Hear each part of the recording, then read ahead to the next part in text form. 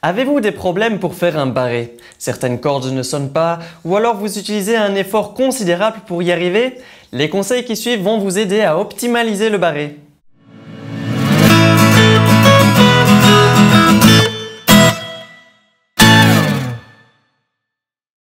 Avant de commencer à vous donner des conseils, j'aimerais juste m'adresser aux personnes débutantes qui ont encore du mal à faire des barrés. C'est normal, il faut laisser du temps à votre main pour se muscler. Une fois que vous maîtrisez votre barré, ou presque, il y a moyen d'économiser de l'énergie très facilement en faisant attention à 3 règles. La première règle est évidente, il faut placer le barré le plus près possible de la frette suivante. Je pense que vous le savez déjà, je ne vais donc pas débattre là-dessus, c'est juste un rappel. La deuxième règle est plus intéressante, il faut tenir compte de la forme de votre index, car certaines parties du doigt sont moins efficaces ou ont moins de force que d'autres. En ce qui me concerne, je sais que la deuxième phalange de mon index est une partie faible qui n'est pas efficace pour appuyer sur les cordes. Il faudra donc que j'évite de placer une corde soumise à un barré sous cette partie-là de mon index. Je vais illustrer ceci par un exemple. À la fin de l'introduction et caprice de Giulio Regondi, nous avons un passage più mosso qui veut dire plus agité, plus mouvementé. Et la virtuosité de ce passage est telle qu'elle demande une grande légèreté au niveau de la main gauche. Malheureusement, selon les doigtés qu'on choisit, il arrive qu'on se retrouve à utiliser des barrés alourdissant un peu le jeu. Voici le premier endroit où on retrouve un barré.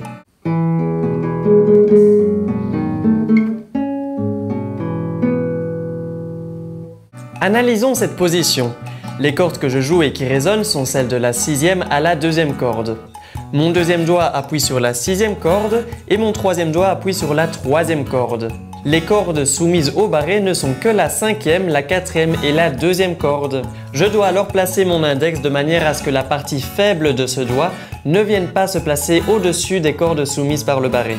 La mauvaise partie de mon index se retrouve donc en face de la 3e corde et d'ailleurs si je décide de retirer le 3e doigt, on remarque que la corde ne sonne pas bien. Regardez ce qu'il se passe en fonction d'où je place mon index, à chaque fois en exerçant la même quantité d'énergie dans mon barré. Si je place mon doigt plus haut, la deuxième phalange de mon index se retrouve en face de la 5e et de la 4e corde. Et ces cordes ne sonneront donc pas bien.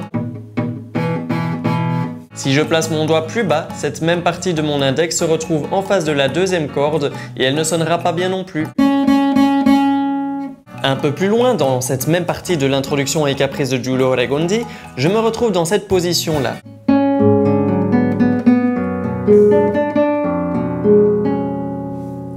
À ce moment, les cordes qui subissent le barré sont la 6e et la 3e corde. Voyez que si je soulève le deuxième doigt de la 5e corde, elle ne sonnera pas bien dû à la 2e phalange de mon index.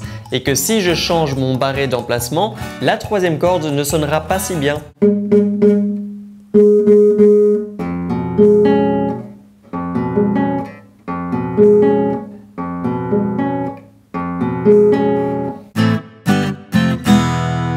La troisième règle que j'ai à vous partager se retrouve aussi dans les exemples précédents. Une fois que vous avez placé votre index correctement en fonction des cordes soumises au barré, vous devez économiser la pression que vous exercez avec le barré. Ne vous forcez pas à appuyer sur toutes les cordes si ce n'est pas nécessaire. Prenons un exemple flagrant. Quand vous jouez un accord de majeur comme ceci, vous devez placer votre index en barré pour qu'il recouvre de la 6e à la 1re corde. Mais en réalité, quelles sont les cordes qui subissent vraiment la pression du barré? Seulement la moitié, seulement 3 cordes sur 6.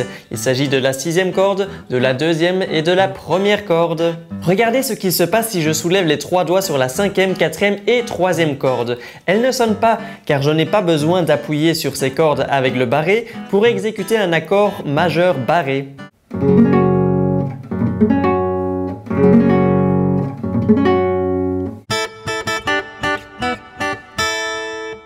Faisons un petit récapitulatif. La première règle pour bien exécuter un barré est de positionner l'index le plus près possible de la frette suivante. La deuxième règle est qu'il faut tenir compte de la forme de l'index et placer celui-ci perpendiculairement au manche en fonction des cordes qui sont soumises à votre barré. Et la troisième règle est de ne pas appuyer sur toutes les cordes mais seulement sur les cordes qui sont réellement soumises au barré.